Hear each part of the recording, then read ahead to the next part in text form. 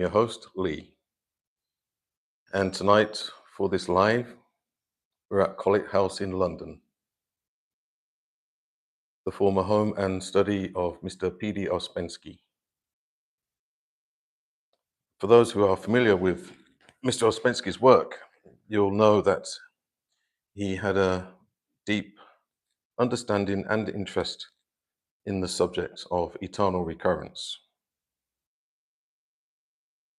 And tonight we're going to be looking into the ideas and some of the theories behind eternal recurrence.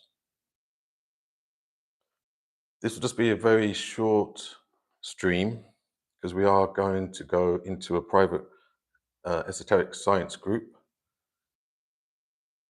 at 7 o'clock. So I need to allow a little bit of time to get ready for the preparation for that.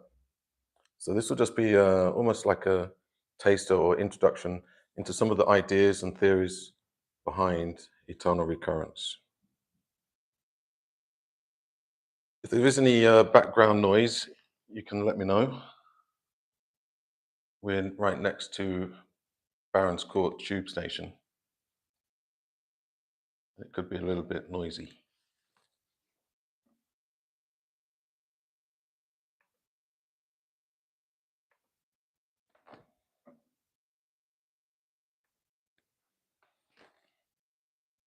I'm operating a few devices, so please be patient if I move between different devices.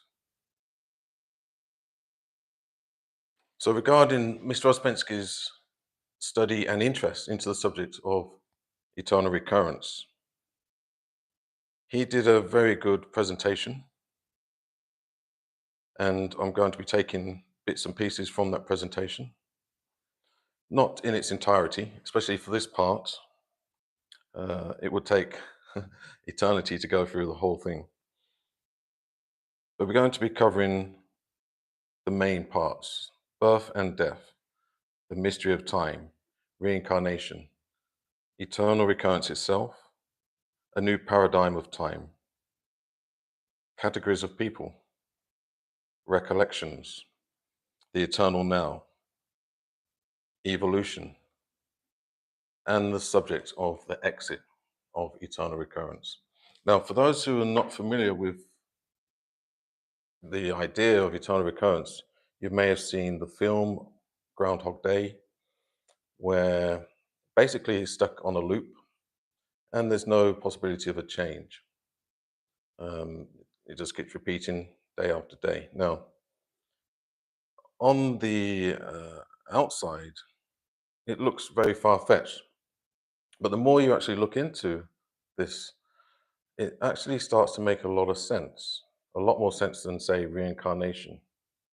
Now, I know when Ouspensky would pester Mr. Gurdjieff about the subject of eternal recurrence, Gurdjieff would more or less say you're closer than you realize, but there's a lot more to it. And one of the main reasons for Gurdjieff not really entertaining it too much was the potential for, especially with reincarnation as well, for the potential for people to lose sight of this life that you have right here and now in this eternal presence of now. Gurdjieff was very much in favor of people being in the present moment. And the idea of there being like a afterlife or extra life or the ability to try again could actually take some of the pressure off of the work, potentially. Regarding my interest with eternal recurrence, it actually started around about the age of 13.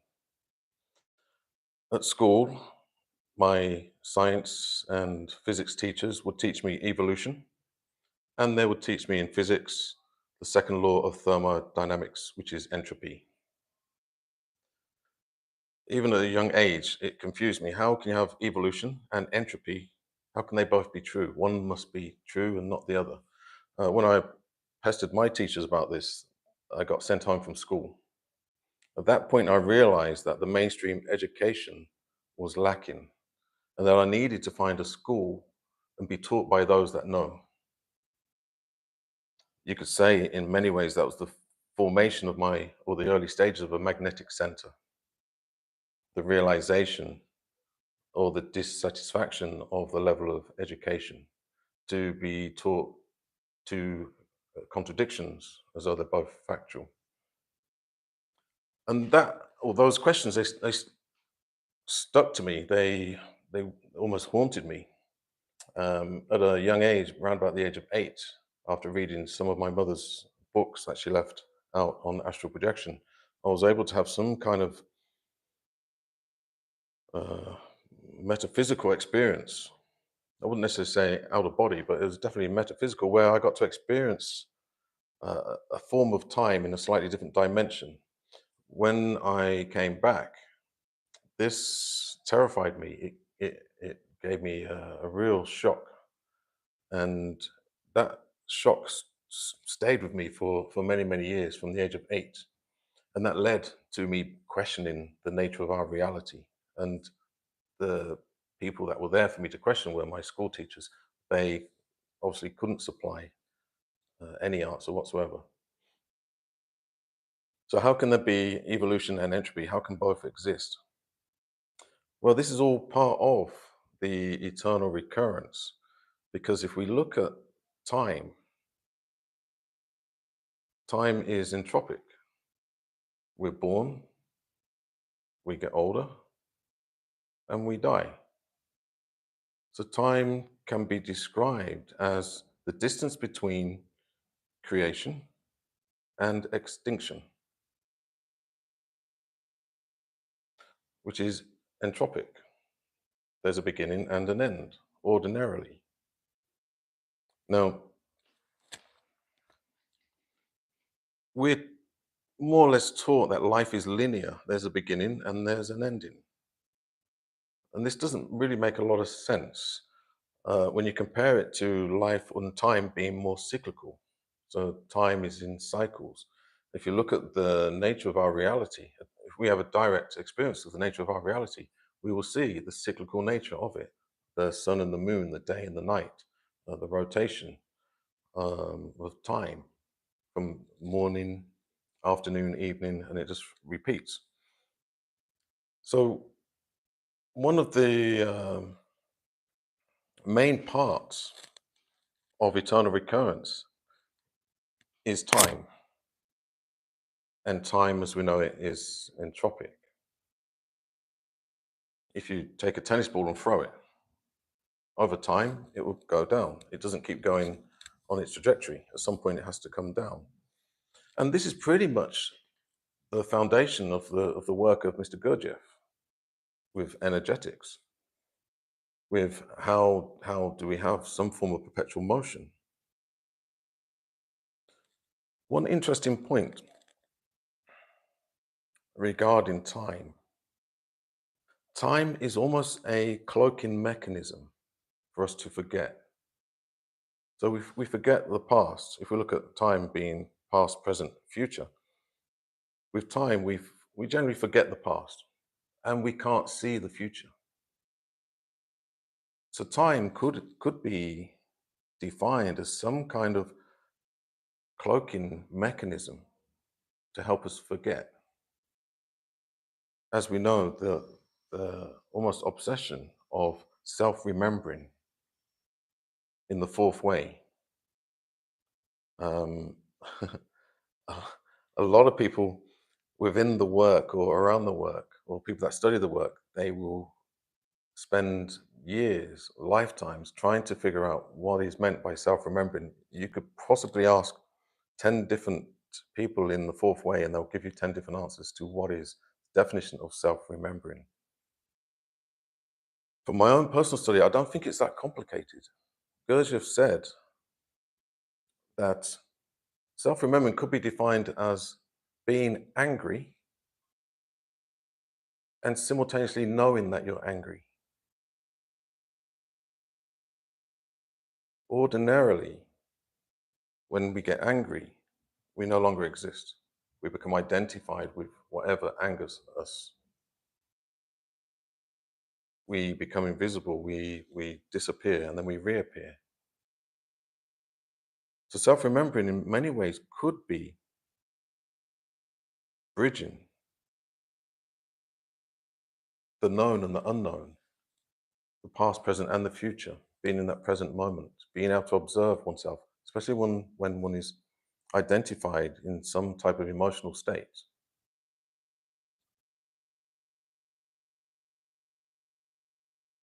So my journey to discover the nature of reality and realizing that we're living in entropy, but there is a possibility for some form of evolution. So maybe both are relative. Of course, our planetary bodies decline over time, but is there a quality within that is contained within the planetary body that could actually evolve?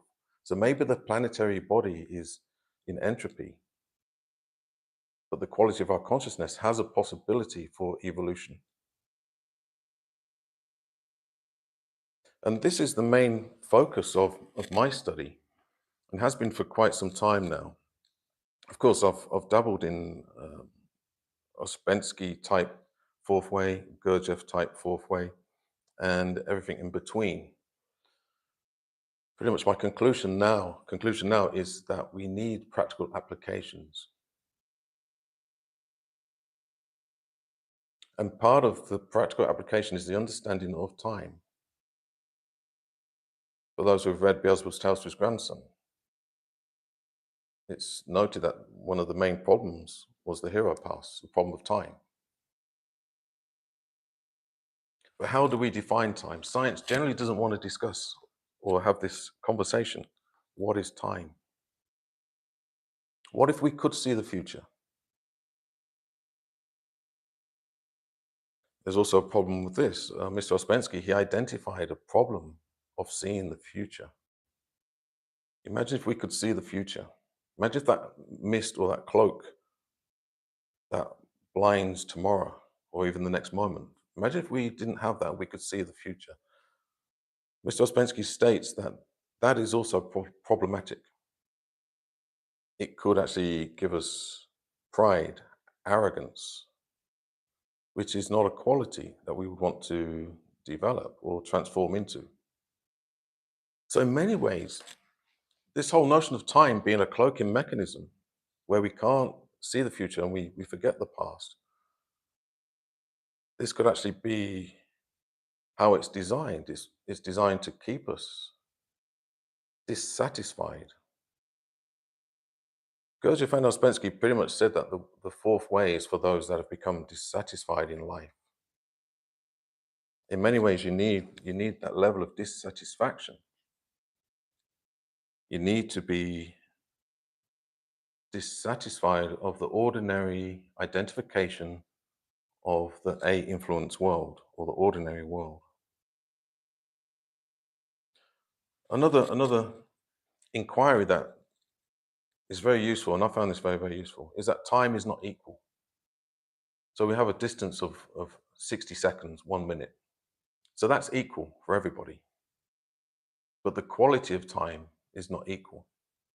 So one person's 60 seconds could be completely different to another person's 60 seconds. The experience of a minute could be completely different. So if we use the analogy of one person's eating an ice cream for 1 minute, another person is being tortured for 1 minute. The quality of that minute is different. It's observably different. We all know that there is a difference in time. Also, the concept of boredom. And these are some of the subjects we're going to go deeper into in the private group. What is boredom? What is identification?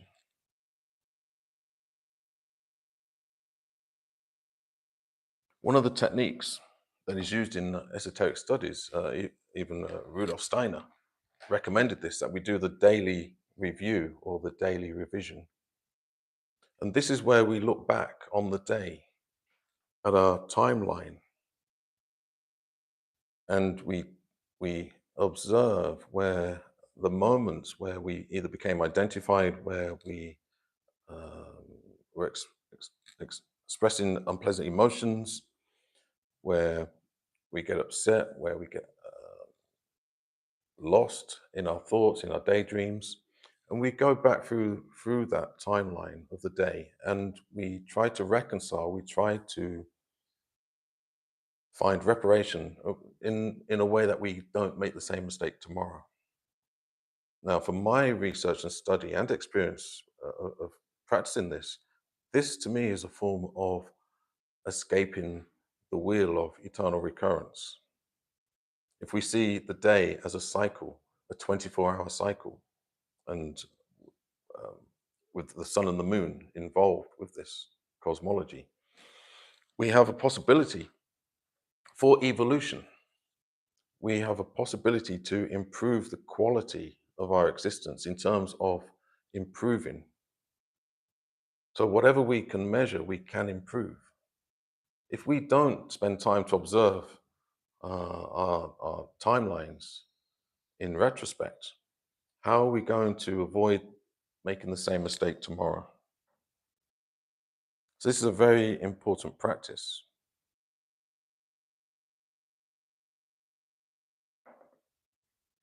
Now, what we'll find, the moments when we do the daily review or revision, the moments that we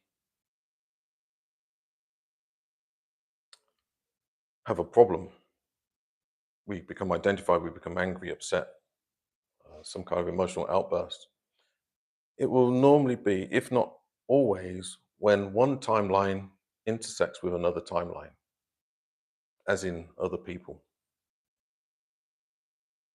On my way down here to Colet House, I was obviously in the hustle and bustle of central London, and I was watching all these people crossing each other's paths.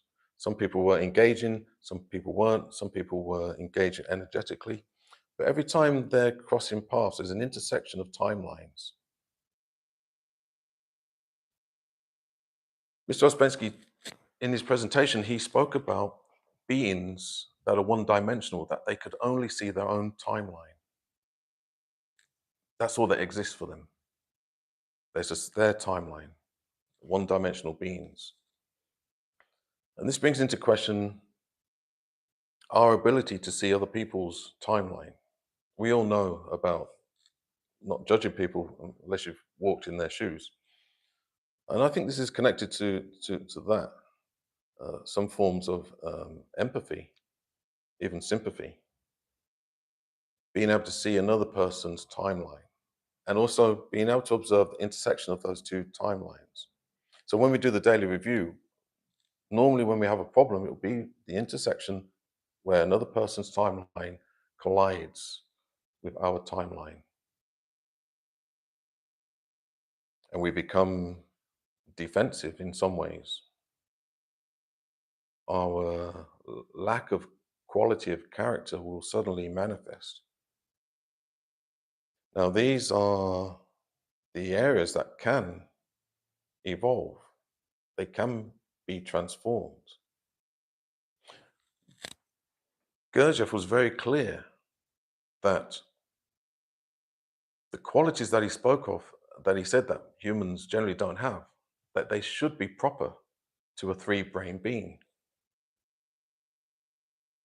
We already have those qualities. We just don't have the energy to manifest those qualities, to self-remember, to be angry, and to know that one is angry.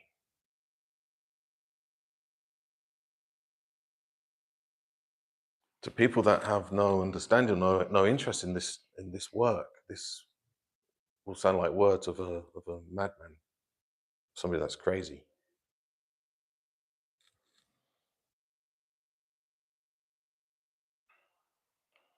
So the ability to see into other people's timelines. Now, this could also be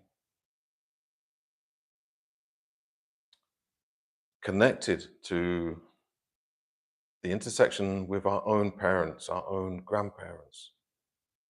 So we could actually be part of the reparation, part of the healing process for those that came before us. What did we do? What quality did we have in that intersection of our timeline with our parents, with our grandparents? Did we have negative emotions defending our identifications?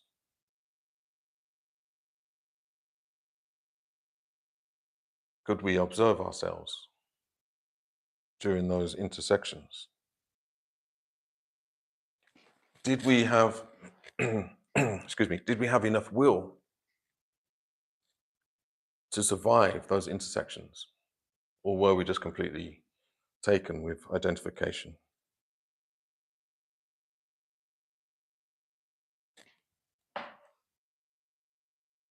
One of the important parts of the work is connected to relaxation, being able to observe one's tension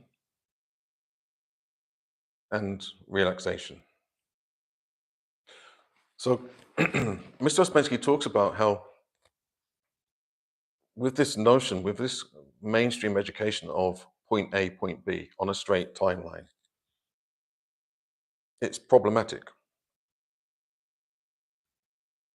If time is cyclical,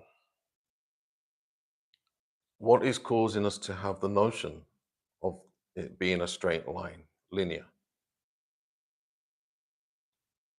In order to keep the timeline straight and linear on a straight horizontal line, it requires tension. This could be an area where and why we're so tense, because we're trying to maintain this false notion of our life, our time being a straight line, point A, point B. Relaxation would assist the cyclical nature of our time. And without the ability to be cyclical in our timelines, it means that we can't repair anything. We can't go back. We can't, we're doomed. We're damned. Ouspensky took a lot of his ideas initially from Friedrich Nietzsche. Friedrich Nietzsche famously said, with his idea of the eternal return, that imagine if a demon came to you and informed you that your life is going to return. It's going to be the same, and you cannot change a thing. How would you take that news? Would you celebrate? Would you be happy? Or would you be upset and depressed? So just imagine right now, you are informed that your life will repeat for eternity, and there's nothing that you can change. It will just keep revolving, revolving, revolving. Same life, same problems, same errors, same mistakes, and there's absolutely nothing you can do. Would you be celebrating or would you be depressed? Now, this is just a thought process, it's an idea. It gives us the ability to take a screenshot or snapshot of our life, our existence. Are we happy or not? Do we want to change? Is there enough dissatisfaction to be motivated to change? Or are we just quite happy to keep going along? And this is where Mr. Ouspensky, he identifies the categories of people. There are some people that are on a spiral of evolution. There's some that are on a spiral of involution, a downward descent. And you've got those that are poor, starving, destitute. You've also got those who are very wealthy, millionaires, billionaires. All has the potential for benefits, all has the potential for problems. Mr. Ouspensky states that for those who realize eternal recurrence quick and they understand what's going to happen tomorrow, they have the ability to change things. They have a realization that they can become very wealthy, millionaires, billionaires. But that also becomes problematic because they become identified with that. they become enslaved by their own success. So success can free a person, it can also enslave them, and vice versa. There's a lot of considerations with this, but just having the initial conversation about time. What is time? The science world are not interested. Not many people seem to be interested in time. Remembering, forgetting. Those people that talk about reincarnation and that we're in some kind of school or university where we're meant to develop and learn by our mistakes. Well, it's very, very difficult to do if we keep forgetting. If we have no recollection of a previous lifetime, how are we meant to learn? It doesn't make too much sense. In some ways it does, in some ways it doesn't. I personally, when I looked into reincarnation, I came to the same conclusion that it's a very bad school. Imagine going to school on a Monday and then on Tuesday, you've completely forgotten everything from Monday, and yet you ask the same questions, the same mathematics. It would be a ridiculous kind of school. From my understanding, reincarnation could be some form of reality. It's very general, it's very broad. I would possibly say if reincarnation is a thing, that we could start out at the bottom in terms of reincarnation. Then at some point, once we accidentally have learnt enough, we may have the gift of the same life, reincarnated into the same life. Then from that, we go to the next level where we go into eternal recurrence, where we have one life that we can actually have the possibility of evolution. We have a possibility to remember. We may have a recollection. We may also have a recollection of the laws of entropy, of the laws of evolution. We may have some form of recollection where we have the ability to improve the quality of our psyche, of our consciousness.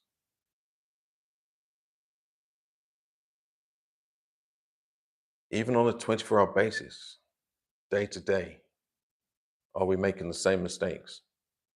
Are we ignoring all of the red flags?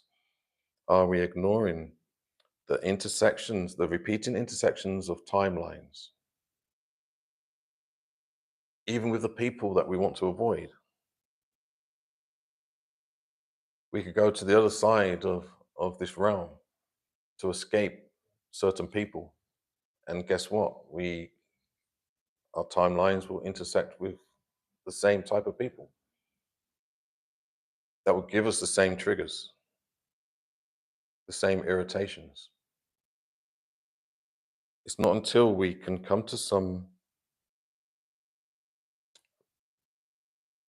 quality level of observation, especially when we do our daily review or revision, and we can realize that, this is an area that I need to evolve. Or we just left to keep repeating the same mistakes.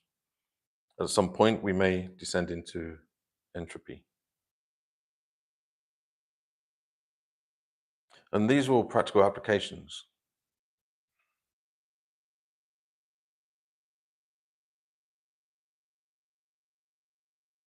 One of Mr. Ouspensky's, you could say, problems is that he was troubled with his inability to make contact with higher forces. This is one of the reasons why we decided to come to Colet House, to make some form of psychic connection. From my understanding, from my reading and studying in various schools of the fourth way, is that Mr. Ouspensky, he was troubled with his inability to contact higher forces, but it could well be that it could be a blessing in disguise. This applies to all of us. Our inability to make contact with higher forces could actually really be that we're meant to concentrate on this life, the practical applications of this one life. Going back to Nietzsche's theory or idea that a demon, the demon says to you, this is the only life that you're going to have. This can give us a shock. We can take a screenshot and a photograph of our existence in this life. Will we celebrate or will we be depressed with this information? Will we be dissatisfied enough to want or to make the effort for transformation?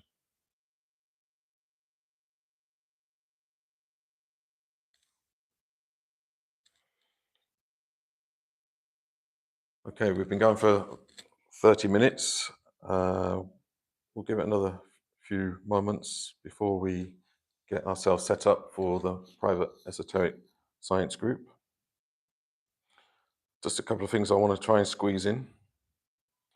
Mr. Ouspensky talks about deja vu, especially deja vu in children. This sensation and feeling that we've been here before. Quite recently, I had a deja vu moment. I was practicing with the katana, and this was outdoors, and this partridge walked past, and it took my attention. And literally, as I saw this partridge with my sword simultaneously, I knew that I'd done it before. I'd been there before. Now, of course, there's many ideas, many theories about this. Science will try to poo-poo this, but I'm sure for everybody, if you can be sincere, if you've experienced deja vu, it's a very bizarre phenomena. What is it?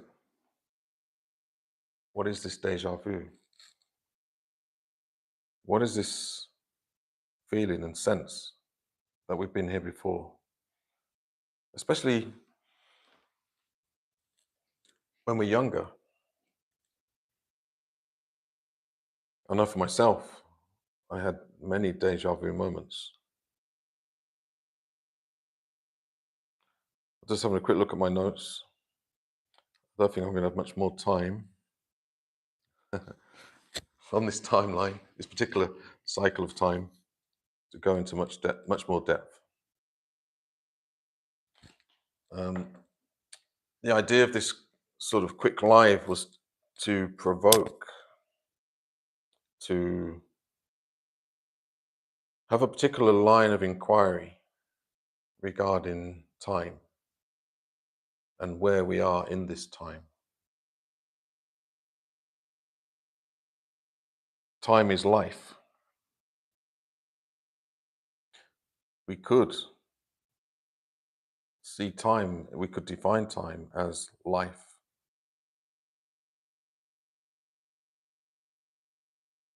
We're born, we live, and we die. Mr. Ouspensky, in the categories of people, he categorized certain people that believed when they die there's no more, there's no afterlife. There's also a category of people that believe that there will be a life. And within that category of an afterlife, there's subcategories of that. There's those that believe that we'll go to heaven. There's those that believe that they are eternally damned. So even within people, there's many, many categories when it comes to the concept of life and death and time. Like I say, we could define, but then no more time.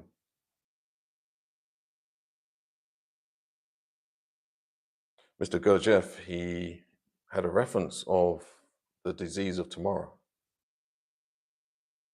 and that humans always putting off what could be done right now in the present moment until tomorrow.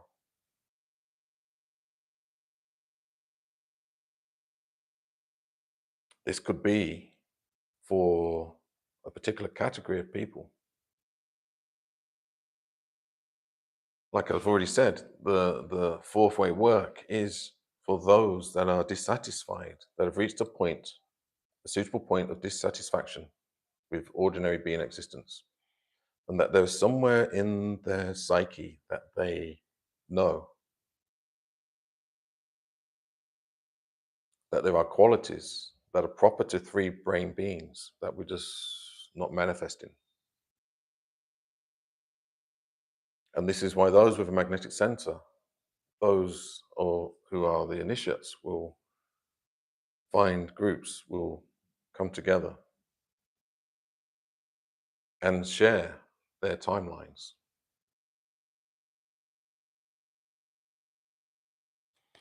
Okay, we'll wrap it up there. And I just want to thank everybody for tuning in for this live. And we're going to be starting the private group at 7 p.m. London time. We will be doing more of these in various locations. I've termed it esoteric mapping, where we're actually going to be going and visiting various locations and places, trying to connect the timelines. We're trying to actually be able to tune in to receive data. Gurdjieff and Ouspensky, they said that the way to escape the prison was to work together in groups, but also to receive information, data from those that have already escaped. Okay, thank you very much. I wish everybody well. Goodbye.